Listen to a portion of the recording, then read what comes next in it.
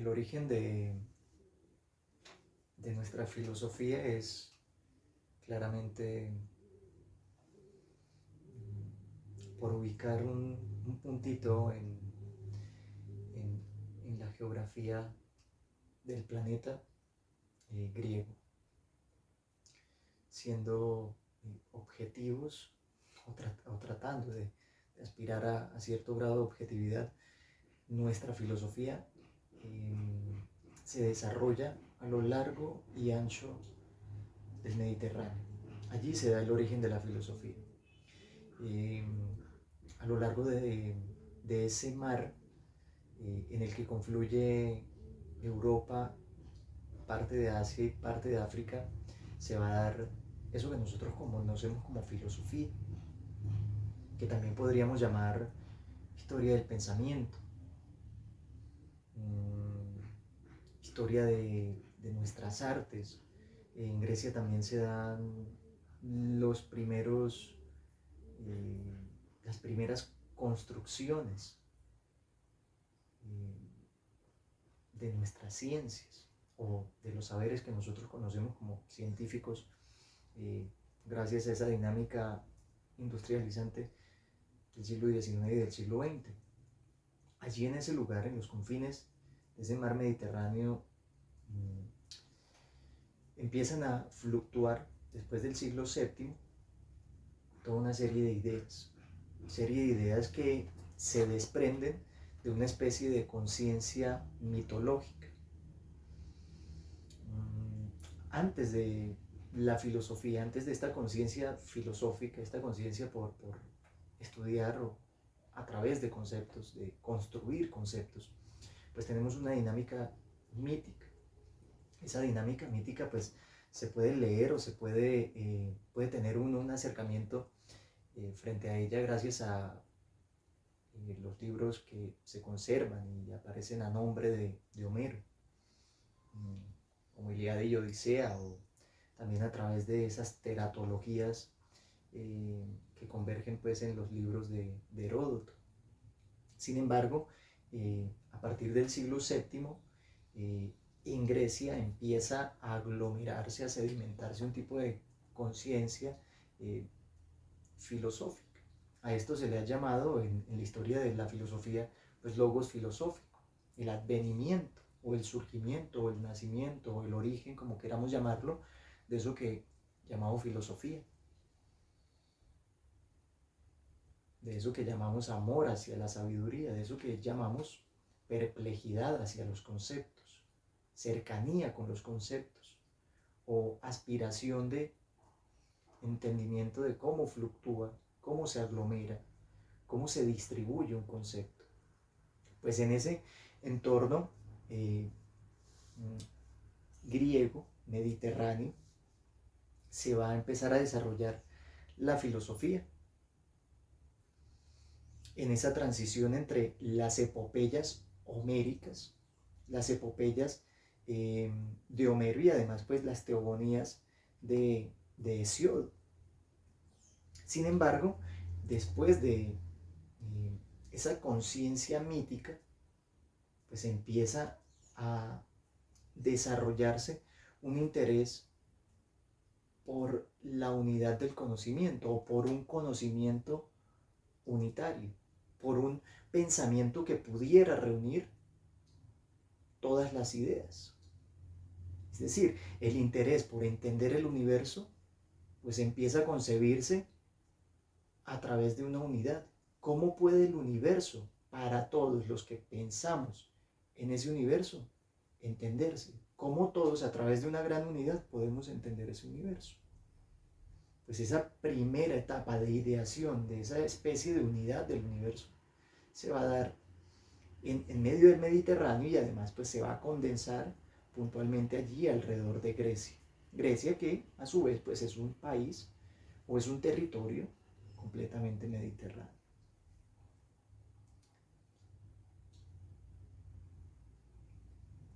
Y no es solo hablar de Grecia, es hablar del Mediterráneo, de los pueblos que se aglomeran alrededor del Mediterráneo, porque esa primera inclinación por entender de manera unitaria el universo se va a dar, entre otras cosas, a través de artilugios o composiciones de corte matemática o astronómica.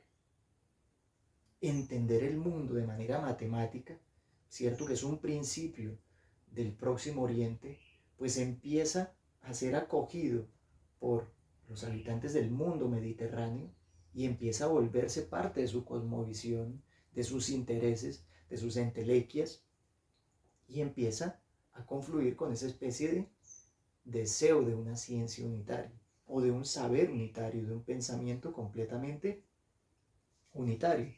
Claro, ese pensamiento matemático y astronómico ya era un pensamiento sedimentado en el Próximo Oriente, sobre todo por los egipcios, y va a ser trasladado hacia el Mediterráneo y se va a circunscribir dentro del orden de los jonios. De allí, para los jonios, el principal representante de los jonios es Pitágoras. Pitágoras, de hecho, se supone que es el padre de las matemáticas por sus intereses de cientificar o de entender el universo a través de una ciencia unitaria llamada matemáticas. Es decir, a través de una serie de unidades, de secuencias por unidades y luego por decimales y de iteración en iteración, pues al fin y al cabo de manera matemática. Entender el universo como una especie de registro matemático a través de volúmenes, dimensiones, formas angulares, transversales, cortes, a través de toda una serie de unidades que se aglomeran, se agrupan, fluctúan y crean formas matemáticas. Eso es una forma de concebir el universo. Y el deseo que hay detrás de esa forma de concebir el universo, pues es el deseo de entender el universo de una manera o de forma unitaria.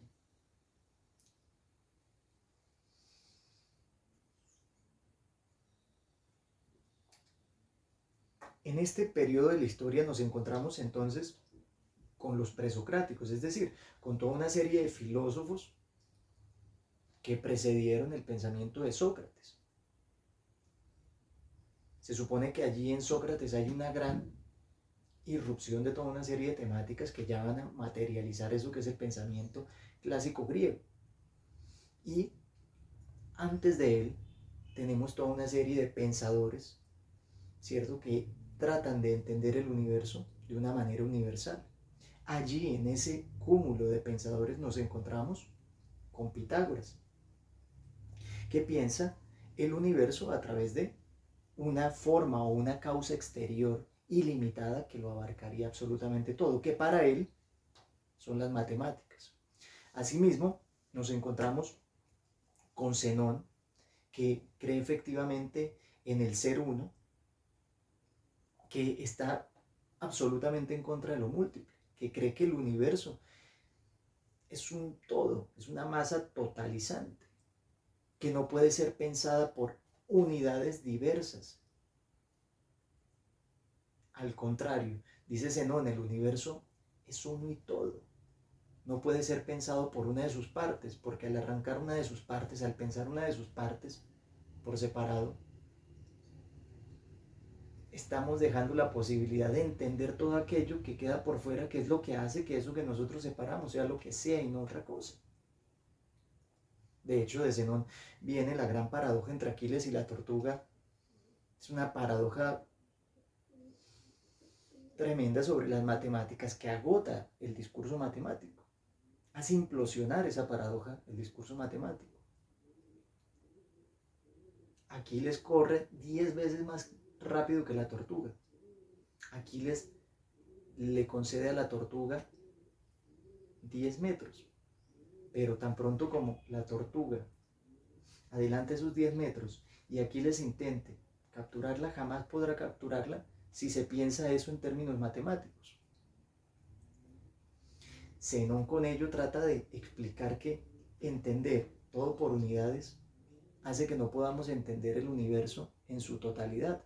Por eso, dividiendo y dividiendo el espacio, no captamos la profundidad de los acontecimientos y, en ese sentido, su totalidad. También tenemos el comienzo de las teorías corpusculares, en las que Empédocles cree efectivamente en un mundo establecido por 4 elementos. Anaxágoras cree en el nous, que es una fuerza que mueve absolutamente todos los cuerpos. Es como las teorías que tenemos, con las que nosotros creemos actualmente. Está compuesto el universo. Tiene que ver con fuerzas que se apropian de los cuerpos, ¿cierto? Teorías muy newtonianas, pero que tienen también su origen en, en la Grecia clásica, es decir, 500 años, 600 años antes de Cristo, según nuestro calendario gregoriano.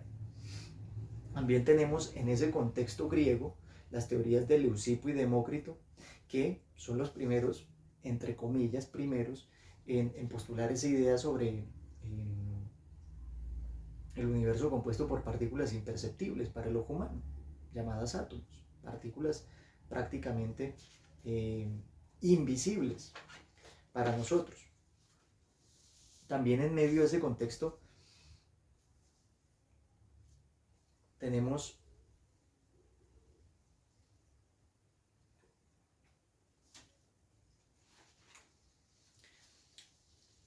a Heráclito, que hace parte de esa gran escuela que se va a llamar los eleáticos. Heráclito creía, ¿cierto?, en una fuerza unitaria, que era la del devenir, que era la del cambio absoluto. Para Heráclito nada podía ser, todo estaba en constante cambio. Para Heráclito no existía un lapicero ni un marcador, sino dos elementos que estaban deviniendo, que se estaban transformando constantemente. De él es esa frase célebre de la filosofía: nadie se puede bañar dos veces en un mismo río, porque todo está en constante transformación, tanto que efectivamente no pueden existir dos cosas similares en la Tierra. Todo el tiempo todo se está mezclando, y dentro de ese ejercicio de mezclas hay una transformación imparable. Nada puede quedarse quieto. De hecho, dentro de las teorías astronómicas, la de los multiversos es muy simpática, porque afirma que todo está en expansión y existen toda una serie de dimensiones que se van solapando unas sobre otras, y de algún modo, en el fondo, tal teoría es posible por la condición de posibilidad del movimiento. Todo está en movimiento. Tenemos a Parménides, que es un gran opositor de Heráclito, que fue, de hecho, Parménides fue muy venerado por Platón. Parménides no creía en absoluto en el movimiento y en el cambio. Al contrario, creía que el mundo estaba posibilitado por una serie de ideas arquetípicas, ideas que a partir de las cuales se componía todo lo que había en la Tierra. Eso se opone completamente a la teoría de Heráclito. Si Heráclito piensa en que todo cambia constantemente, para Parménides nada cambia, todo se mantiene en una especie de esencia o en una especie de ser. De hecho, podríamos decir que la teoría de la identidad, la teoría de las identidades de los cuerpos y de los seres, pues era compartida por Parménides. A su vez también Genófanes, que hacía parte de los partidarios de Parménides, creía en un solo ser, en el ser de las cosas, en la identidad de las cosas. El árbol era árbol y no podía convertirse en tierra.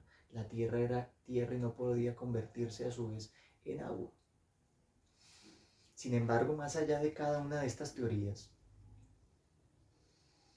en el origen de la filosofía lo que vemos es una inclinación hacia la explicación del universo a través de una sola causa, un solo leitmotiv, a través de un solo elemento, algo que explicara el universo, y una transición entre todas esas ideas míticas, entre una transición de ese pensamiento que concebía para los griegos el universo gracias a o propiciado por una serie de deidades que se relacionaban con toda una serie de hombres de una manera determinada, hacia la idea la transición hacia la idea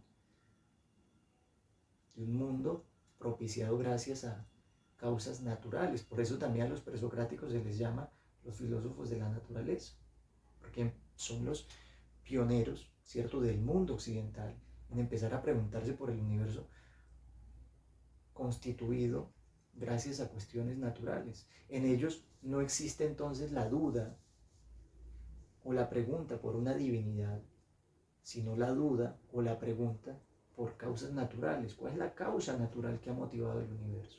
¿Qué es lo que hace que este universo, este cuerpo, este planeta, esta tierra que piso, haya sido constituida? ¿Cuál es el elemento, el motor que hace que